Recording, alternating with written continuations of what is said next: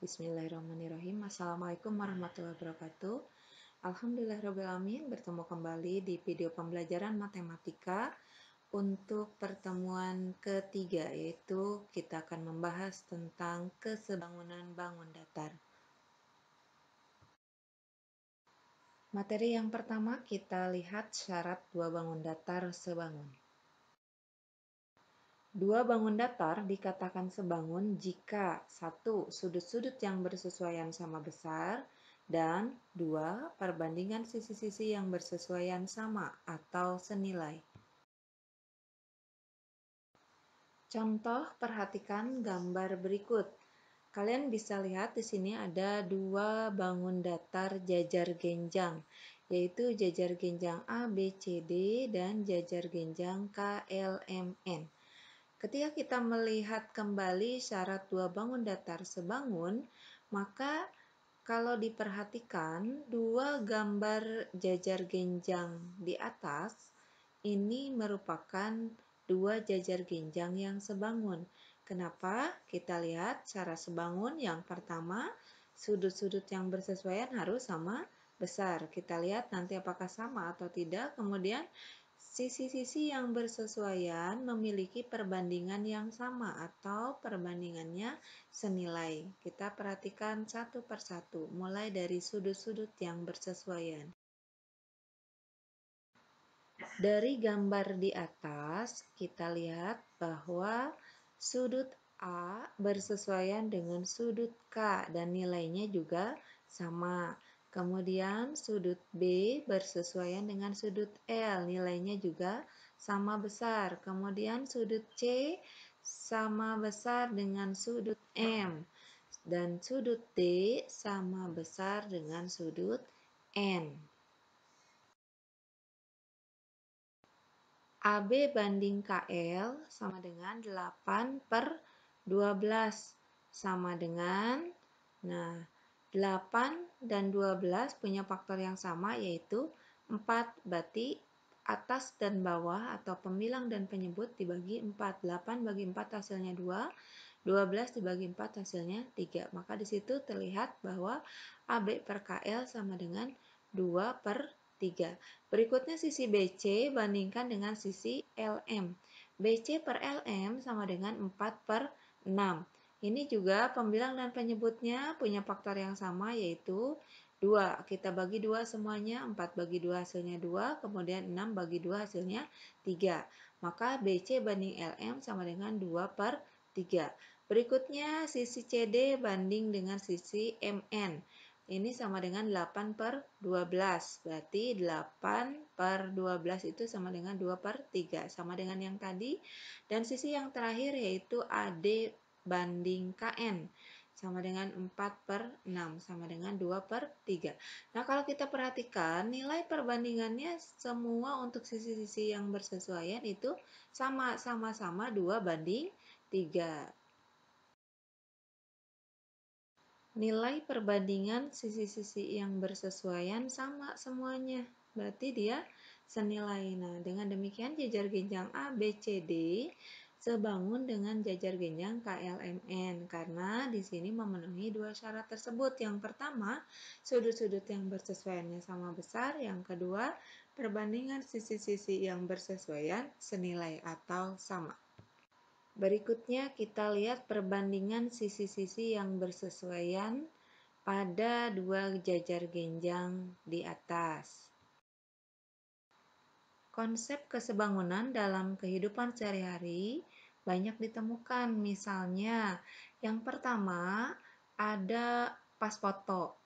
Misalkan ada foto 2x3 diperbesar jadi 3x4, diperbesar lagi jadi 4x6. Nah, foto-foto tersebut merupakan foto bangun datar yang sebangun. Kemudian contoh yang lain, benda dan bayangannya. Ketika ada benda terkena sinar matahari, maka tinggi benda dengan tinggi bayangannya pasti berbeda. Nah, di situ nanti menggunakan konsep kesebangunan, termasuk misalkan pada peta, konsep kesebangunan kita gunakan pada peta, yaitu skala peta. Nah, jarak sebenarnya dengan jarak pada peta. Nah, itu menggunakan konsep kesebangunan. Berikut ini merupakan perbandingan benda dan bayangannya ketika dua benda dan bayangan ini saling sebangun. Benda satu bandingkan dengan bayangan benda satu, ini akan sama dengan benda dua banding dengan bayangan benda dua. Atau perbandingan ini bisa kita tuliskan benda satu per benda dua sama dengan bayangan benda satu per bayangan benda dua.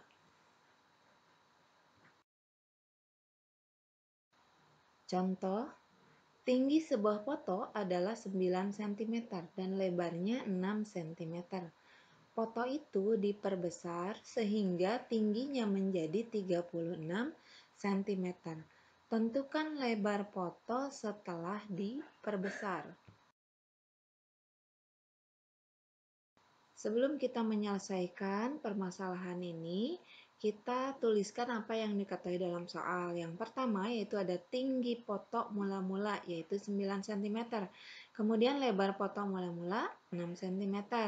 Tinggi foto setelah diperbesar 36 cm. Yang ditanyakan adalah lebar foto setelah diperbesar. Misalkan lebar foto setelah diperbesarnya adalah A cm. Kita gunakan perbandingan tinggi mula-mula bandingkan dengan tinggi setelah diperbesar. Ini akan sama dengan lebar mula-mula per lebar setelah diperbesar. Sekarang kita masukkan nilai-nilainya. 9 per 36 sama dengan 6 per A. Di sini terlihat ada kesamaan dua buah pecahan. Kalau ada kesamaan dua buah pecahan, maka tinggal kalikan silang. 9 kali A sama dengan 6 kali 36. Berarti di sini ada 9A sama dengan 6 kali 36. Di sini ada persamaan linear satu variabel, maka kita tentukan nilai A-nya. A sama dengan 6 kali 36 per 9. Nah, di sini ada 36 per 9. Kita perkecil aja, 36 dibagi 9 berarti hasilnya 4. Maka A sama dengan 6 kali 4. Jadi A-nya sama dengan 24. Nah, dengan demikian lebar foto setelah diperbesar adalah 24 cm. Bagaimana contoh pertama tentang konsep kesebangunan bangun datar bisa dipahami? Nah, berikutnya mari kita lihat konsep kesebangunan pada segitiga. Berikutnya kita lihat syarat dua segitiga sebangun. Yang pertama, memiliki sudut-sudut bersesuaian sama besar. Atau 2. Memiliki perbandingan sisi-sisi yang bersesuaian sama atau senilai. Atau yang ketiga, memiliki sebuah sudut bersesuaian sama besar dan dua sisi yang bersesuaian yang mengapit sudut tersebut memiliki perbandingan yang senilai atau perbandingannya sama. Nah, syarat dua segitiga sebangun ini boleh dipenuhi salah satu saja ya. Di sini makanya ada kata atau khusus hanya untuk segitiga saja. Nah, di sini kenapa di sini ada kata atau? Boleh salah satu karena yang pertama nih, contohnya di sini memiliki sudut-sudut yang bersesuaian sama besar. Ketika sudut-sudut yang bersesuaian pada segitiga sama besar, ini mengakibatkan perbandingan sisi-sisi yang bersesuaian itu pasti senilai. Nah, sebaliknya, ketika perbandingan sisi-sisi yang bersesuaian itu senilai, maka besar sudut-sudut yang bersesuaian juga pasti sama. Makanya khusus untuk segitiga, syaratnya boleh dipenuhi salah satu saja. Berikutnya kita lihat segitiga yang sebangun. Ini gambarnya bersatu nih. Lihat bagian A ini, perhatikan. Ada berapa segitiga di sini? Kita lihat ya. Pada gambar di atas terdapat dua segitiga, yaitu segitiga yang besar ABC dan segitiga yang kecilnya ADE. Kalau kita perhatikan, dua segitiga ini saling sebangun. Nah, segitiga ABC sebangun dengan segitiga ADE. Karena sebangun, maka berlaku perbandingan berikut. Sisi AD bandingkan dengan sisi AB sama dengan AE per AC sama dengan DE per BC. Atau kalau kalian perhatikan di situ ada huruf berwarna merah. Misalkan X-nya adalah panjang DA, kemudian Y-nya panjang DB, K-nya adalah panjang AE, L-nya adalah panjang EC, M-nya panjang DE, dan N-nya panjang BC. Maka perbandingan di atas bisa kita tuliskan kembali dengan nilai-nilainya. Maka perbandingannya menjadi X per X tambah Y. Kenapa X tambah Y? Di situ panjang AB ya, dari atas ke bawah. Berarti tinggal jumlahkan saja, jadi X tambah Y. Ini akan sama dengan AE-nya adalah K. K per K tambah L sama dengan M per N. Itu perbandingan untuk dua segitiga yang sebangun seperti pada gambar di A, bagian A. Berikutnya kita lihat gambar berikut. Di sini terdapat dua segitiga yang sebangun. Keterangan di sini DE itu sejajar dengan BC. Nah, kita lihat segitiganya adalah segitiga ABC sebangun dengan segitiga ADE. Sehingga di sini berlaku perbandingan sisinya sebagai berikut. AD per AB sama dengan AE per AC sama dengan DE per BC. Yang ketiga, di sini juga ada dua segitiga yang sebangun, yaitu segitiga AOB dan segitiga QOP. Karena dua segitiga ini sebangun, maka berlaku perbandingan sebagai berikut. AB per QP ini akan sama dengan AO per QO. Ini juga akan sama dengan BO per PO. Untuk lebih jelasnya, kita lihat contoh berikut. Di sini ada segitiga ADE dan segitiga ABC. Perhatikan gambarnya. Pada gambar di samping, panjang BC diketahui 12 cm. Kemudian panjang AD sama dengan 4 cm, panjang BD sama dengan 2 cm, dan panjang AE sama dengan 5 cm. Hitunglah panjang DE, yang kedua panjang CE. Yang pertama kita mencari panjang DE terlebih dahulu. 4 tambah 2 sama dengan pada dua segitiga sebangun di atas. 12. AD berarti di sini nilainya 4 sama dengan 6 sama dengan DE per 12. Sama seperti contoh yang tadi. Di sini ada kesamaan dua buah pecahan, tinggal kalikan perbandingan ujung dan ujung ya. AD per AB 6 kali DE sama dengan DE 4 kali 12. Berikutnya kita masukkan nilainya. DE sama dengan 4 kali 12 per 6. Nah, di sini ada yang bisa diperkecil. Misalkan Ibu langsung saja nanti menghitung 12 bagi 6. Berapa 12 bagi 6?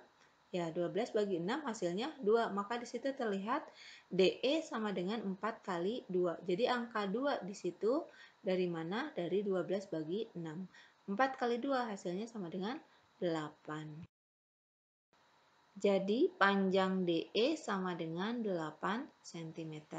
Nah, berikutnya kita akan mencari panjang CE. Untuk mencari panjang CE, kita gunakan perbandingan AD per AB sama dengan AE per AC. Kita masukkan nilainya. 4 per 4 tambah 2 sama dengan 5 per AC. Berarti di sini terlihat 4 per 6 sama dengan 5 per AC. Sama dengan yang tadi, kita kalikan silang. 4 kali AC sama dengan 6 kali 5, maka panjang AC sama dengan 6 kali 5 per 4. Atau di sini sudah terlihat sama dengan 30 per 4. Maka panjang AC sama dengan 7,5. Sudah selesai belum sampai sini? Belum, kita mencari dari pertanyaan itu yang ditanyakan adalah panjang CE, baru ketemu panjang AC. Bagaimana menghitung panjang CE? Berarti CE itu sama dengan AC dikurangi dengan AE ya. Panjang CE sama dengan AC kurangi AE sama dengan 7,5 kurangi 5. Hasilnya berarti sama dengan 2,5. Jadi panjang CE-nya adalah 2,5 cm. Nah, bagaimana anak-anak? Bisa dipahami? Mudah-mudahan paham ya. Apabila kurang paham, kalian boleh tanyakan. Demikian video pembelajaran pada pertemuan ketiga kali ini. Terima kasih atas perhatiannya. Sampai bertemu kembali di video pembelajaran berikutnya. Assalamualaikum warahmatullahi wabarakatuh.